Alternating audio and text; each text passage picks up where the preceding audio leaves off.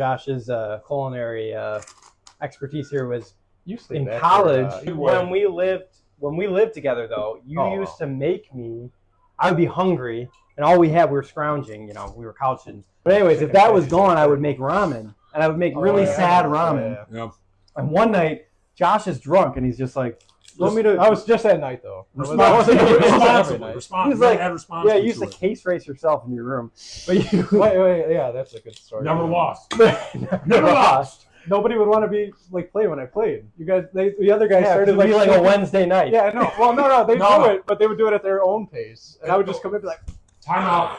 12 beers. In Josh's defense and my defense as someone who's calling out, back when we were younger, you would start drinking pops in college at closer to midnight, 10 o'clock, right? You leave and go to bars midnight.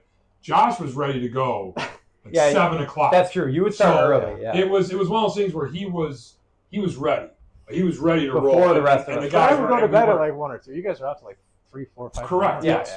Yeah. So you offered to make me one night. You were very drunk from a case race against yourself, which he won. And you put that out, which he won. You offered to make me ramen, and I swear it was like to this day probably one of my top 5 culinary experiences. Like you have to understand in the mind of a probably slightly inebriated, hungry college student who has no money.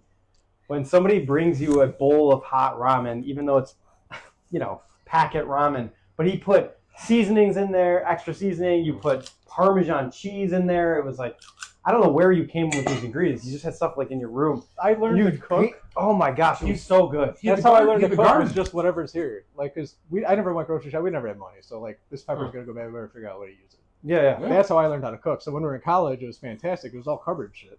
Yeah. Like, what can I mix together? What is shelf stable that I can just like, dude, it was life. I'm not even joking. You convinced me to put like cheese in like broth. I remember that. That day. Like I still do that now with different soups. Like I put like, yeah. That's like the whole basis of this like concept for me in my head is I'm not classically trained or trained really in any fashion whatsoever. But I understand the balances of stuff. I think I do. I have my own like. Well,